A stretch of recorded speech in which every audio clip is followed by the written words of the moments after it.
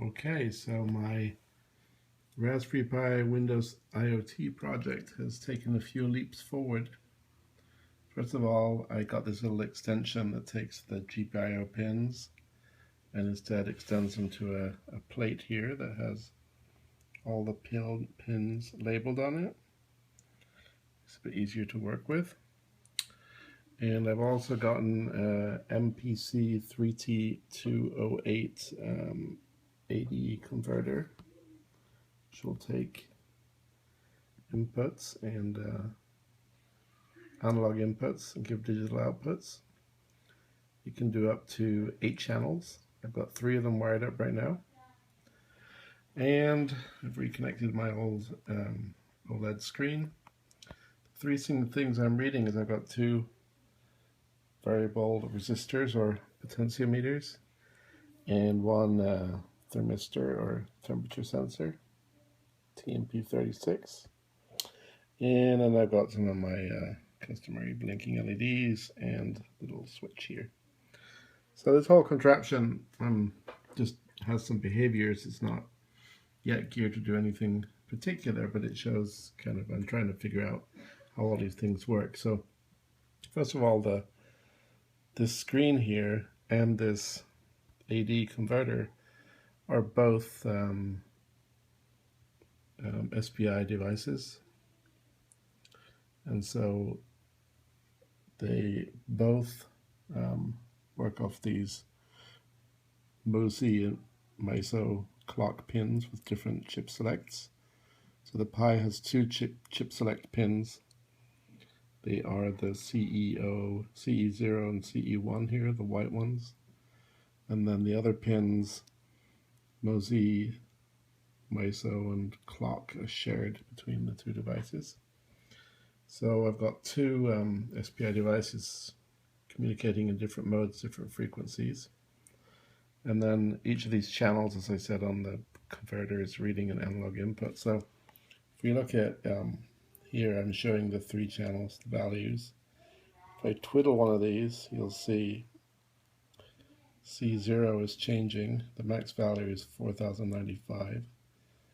I'm actually dividing that, so I'm getting this down to a digit 0 to 9. And then this other one wants another digit 0 to 9. So by twiddling these 2 together, I can get something between 0 and 99. So I'm going to twiddle this one to 59. I'll go down to 0 here. 50. And in my control loop, when the value is greater than 50, the blue light comes on, so it's off. Let me just twiddle this till I get to 51. On it goes. The red light is blinking at a regular interval, and it's controlled by this value. So right now it's going somewhat fast. I'm going to turn this value down to 0. And when I press this button, it reads the value and resets the interval. So if I press the button, now it's going fast.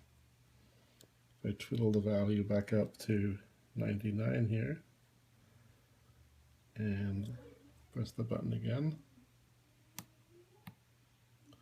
now it's read a slower value. So the inputs and the outputs and the control loop all work together through the various features of this Pi. And then over in the C# world, I have simplified things quite a bit, so I made some more kind of high-level classes. And so the whole program really boils down to quite a little. I just create I've got some classes for LEDs, GPIO buttons, ADC channels, the MCP302 and the screen, and then just a timer that runs, and I can add these channels to my ADC class, and I can initialize my pins, and then my timer loop is just really simple now. It's just in each tick, toggling the red light, reading the ADC values, and it's calculating that number 0 to 99, turning on the blue light if it's greater than 50, reading the temperature through a helper method I have in my class, and then outputting stuff to the screen. And then here's where, if you're pressing the button, it resets the timer interval. So you can write some pretty compact Windows code once you have some classes to find. And starting to do some fun stuff here with the Pi. Hopefully I'll turn all of this into some blog soon. Anyway, just wanted to do an update. Thank you.